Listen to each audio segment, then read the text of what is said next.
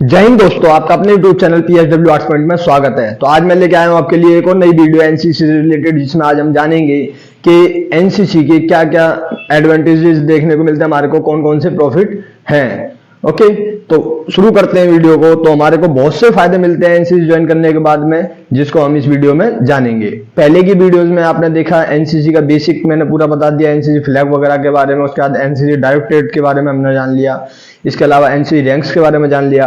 आज हम डिस्कस करते हैं एडवांटेजेस ऑफ एनसीसी ट्रेनिंग। तो सबसे पहला जो एडवांटेज होता है इसका, जो हमारे को लाभ देखने को मिलता है, वो क्या है? Develop qualities. NCC cadet develop qualities like social service, team spirit, leadership, discipline and self confidence and adventureship. तो ये सारी क्वालिटीज एक एनसीसी कैडेट में डेवलप होती हैं एनसीसी ट्रेनिंग के दौरान, जो हमारे को देखने को मिलती है। और इसके अलावा हम और चीजों की बात करें तो ड्रेसिंग सेंस, या इसके अलावा हम और बातें करें तो जैसे ड्रेसिंग सेंस के अलावा किस तरीके से किस चीज पे रिएक्ट करना है, सिचुएशन रिएक्शन टेस्ट भी इसमें हमारे को देखने को मिलता है कि हाँ किस तरीके से किस सिचुएशन पे हमारे को रिएक्ट करना है। सेकंड बात करें तो विजिट हिस्टोरिकल प्लेसेस। तो हम देखते हैं कि NCC camps are held at different places. तो एनसीसी के जो कैंप्स लगते हैं डिफरेंट प्लेसेस पे लगते हैं, अलग अलग स्टेट्स में लगते हैं और अलग अलग प्लेसेस पे हमारे को देखने को मिलते हैं। और कंट्री के अंदर अपॉर्चुनिटी मिलती है कैडेट को कि विजिट करे वो हिस्टोरिकल प्लेसेस को। जैसे मैंने अपने एनसीसी करियर में जो देखा था, तो मध्य प्रदेश में अमरकंटक ट्रैकिंग कैंप करा था हमने, जिसमें हमारे को जानने को मिला किस तरीके नर्मदा नदी जहाँ से निकलती है, उद्गम स्थल है नर्मदा नदी का। तो बहुत सी जगह हैं ऐसी जो हमारे को देखने को मिलती है एनसीसी के दौरान।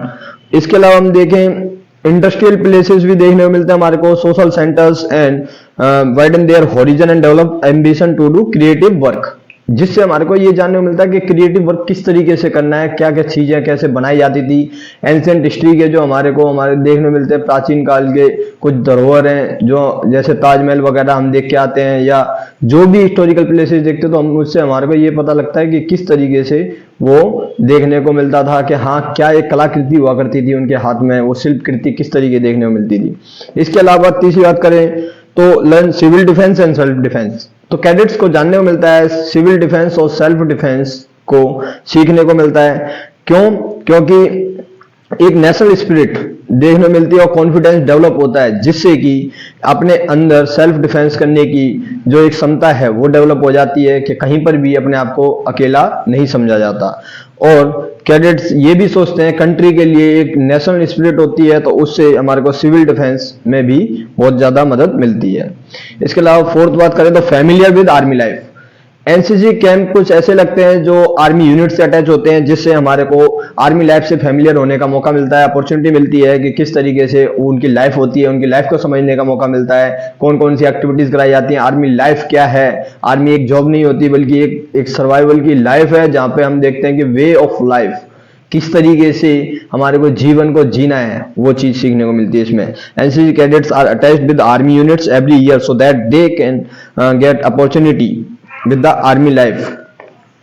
इसके अलावा बात करें तो develop capacity for courageous work.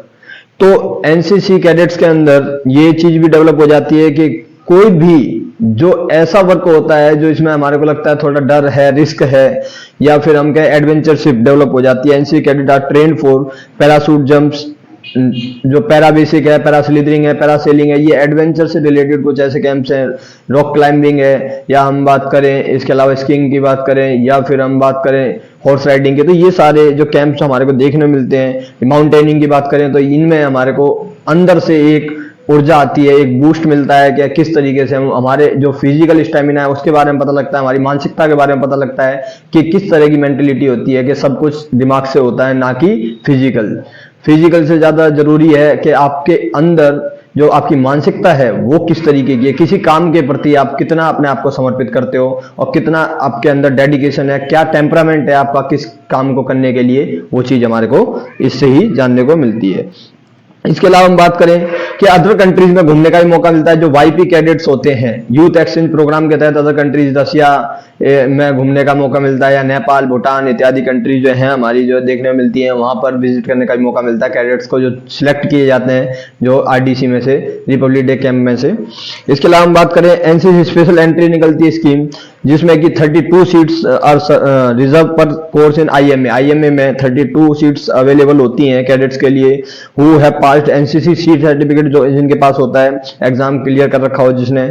NCC cadets having 50% marks होने चाहिए आपके ग्रेजुएशन में, मिनिमम बी ग्रेड होनी चाहिए सी सर्टिफिकेट एग्जाम में, तो उससे आपको एलिजिबिलिटी मिलती है कि शॉर्ट सर्विस कमीशन के लिए आप अप्लाई कर सकते हो, जैसे हम कहते हैं एनसीसी स्पेशल एंट्री स्कीम के तहत।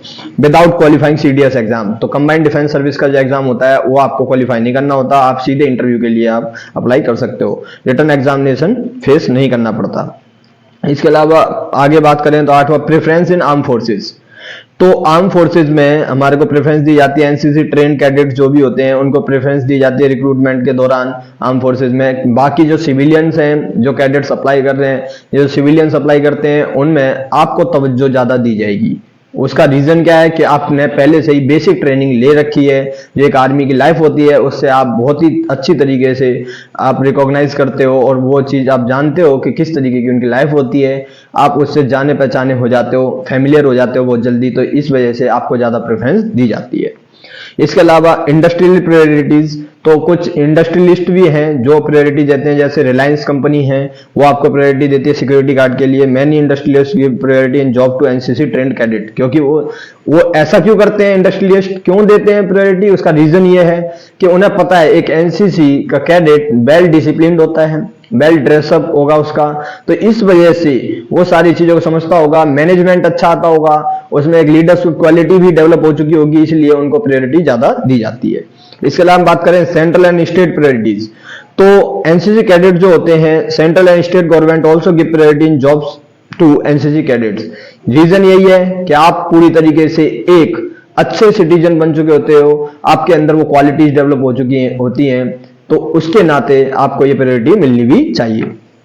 इसके अलावा हम 11 देखें तो प्रायोरिटी इन यूनिवर्सिटीज, यूनिवर्सिटीज में भी आपको फायदा मिलता है एनसीसी करने के बाद।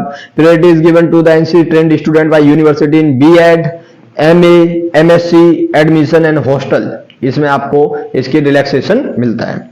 इसके अलावा हम बात करें 12 तो CRPF and BSF, CRPF and BSF जो एनसीसी ट्रेंड स्टूडेंट होते हैं are given priority in recruitment in central reserve police force CRPF and border security force BSF, इसमें आपको अलग से छूट मिलती है। इसके अलावा बात करें रिफ्रेशमेंट 13, ये कैडेट्स के लिए सबसे अच्छा मोमेंट होता है जब उनको थकावट के बाद, पूरी टायर्डनेस के बाद में जब रिफ्रेशमेंट मिलती है तो उसका सुकून ही अलग है, उसको फील करना। जब आप एक एज ए एनसीसी कैडेट हो, आपने देखा होगा कि क्या खुशी होती है जब ये वो रिफ्रेशमेंट आती है जिसमें बनाना और इसके अलावा हम एप्पल और फ्रूटी, उसका स्वाद ही अलग होता है, एकदम test next level.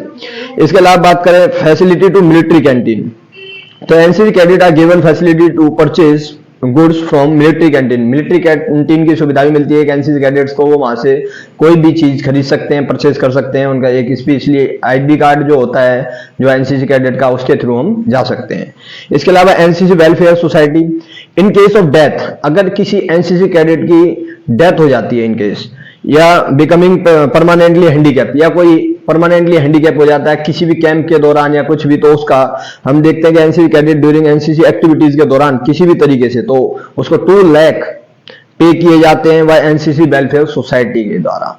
Okay, permanently handicap हो जाए या इन केस एनी डेथ हो जाए किसी एनसीसी कैडेट की एनसीसी एक्टिविटीज के दौरान, तो उसको 2 लाख पे किए जाएंगे उसी समय पर, किसके द्वारा, एनसीसी वेलफेयर सोसाइटी के द्वारा। तो ये तो बहुत कम बेनिफिट है, इसके अलावा भी बहुत बेनिफिट हमारे को देखने को मिलते हैं एनसीसी के। एक एनसीसी कैडेट की जो लाइफ होती है वो एकदम कहें तो एक आर्मी लाइफ से ही बिल्कुल रिलेटेड है, और आर्मी पर्सन की तरह ही बिहेवियर हो जाता है, उसी तरह की पर्सनैलिटी हो जाती है जो हमारे को देखने को मिलती है। तो ये अनेक बेनिफिट हमने जो देखे, एडवांटेजेस जो देखे, तो इसका डिसएडवांटेज तो बहुत कम है।